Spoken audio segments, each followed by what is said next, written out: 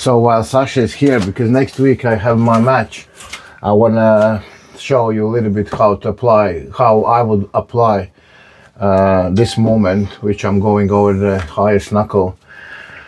Of course, like I said before, you need to build power, which you can push sideways, and you need a good wrist, because wrist takes quite a lot of pressure. But if you have all that and you start to actually work, I will put the camera another side. You know I won't cut out this bullshit because I leave everything like it is. Okay, look, on the setup, yeah. Okay. All right. Okay, in the setup, you would love to get your knuckle maximally high. So you would set up, sometimes I will give you a little tip. Not in super pro level, but in level, for example, for beginners or sometimes even professionals does the mistake. So you give him your hand and let him grab you. He will take and he will show you exactly how he feels good. And basically he giving away his feeling how he wants to feel. For example, if he will grab first, he is showing you, okay, this is what you want. Okay, yeah, this is what you want. You are closing yours as well, and he seems fine. And referee seems that, oh yeah, guys, you just agreed, everything is cool. And in the moment while nobody shows you a little bit, drive your, for example, your elbow a little bit forward, and you already got that height, and you are start blocking him, or you just in one of the regrips, you just regrip higher, and put the pressure, like rise it up and put your elbow almost on the side. He already feels that I'm actually now having the height. So those are little things, because your opponent, if he's not super professional, he will grip up and he will show you how he feels good. So basically in your hands is to do everything to actually change that, because he showed you how he would like to grip. So do little things to make him feel not that good. So for the beginners, I'll show you what I would do to actually to change the plan of your opponent. So just this would be the classic grip. So we just grip up, yeah. So the first what you would do, you would put nice pressure with all fingers nicely and a little bit nice rotation down. So if he is a pure top roller, he feels, oh my God, there is pressure actually. Actually, am I able to hit this one? Because you put nice pressure, but the referee don't see that. But I'm actually pressing quite nicely down on his pronation. You can see I'm with a small movement, I'm moving all his arm. So I'm doing that. In the same moment, I'm rising a little bit up.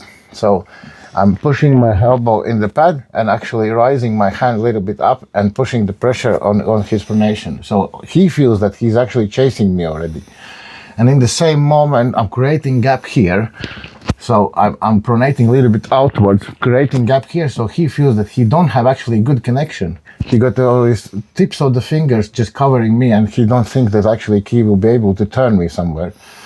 And before the fight, I actually start to push with part of my hand with this part. I start to a little bit put the pressure sideways.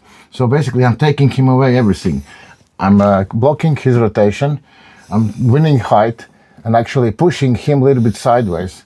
I don't think he feels good now to start the fight. Well, that's exactly true. But everything is legal. This is open. I am actually loading him in the 3 different places. I need to just start and he's mine. But from the distance, all looks absolutely legal. So what I'm doing, I'm just a little bit rising there. I'm cupping down. And I'm pushing him a little bit sideways, a little bit pushing the pressure with this part. I'm actually pushing him a little bit away from the center. Of course, he can start to cry, but you need to make the pressure so small so it's not visible to the ref.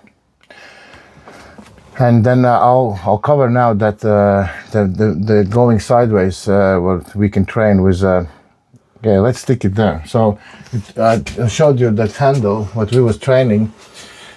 Why it's so effective, because like I said, on the table you need to copy diamond form of your hand, rising this highest knuckle, because this highest knuckle, if you train this movement, is exactly where you're going to send your hit.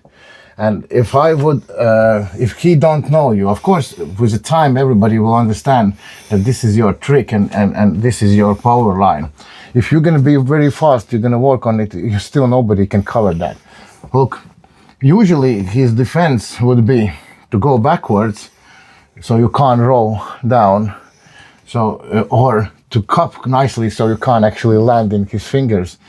But no one, trust me, no one is waiting that you're gonna attack exactly here. Yeah, it's really hard to actually to protect this line. On a ready go, if you have nice side pressure behind it, look where I'm landing. Exactly, this finger is my marking, so I'm going here.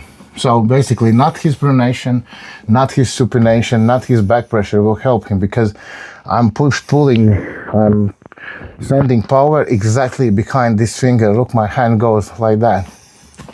Here, that's it. So this would be the movement on a ready go. Here, boom. This would be movement for the handle what I showed you. How we call it, secret vector, yeah? Do you feel good in that? It's not much what you can do here. No, that's really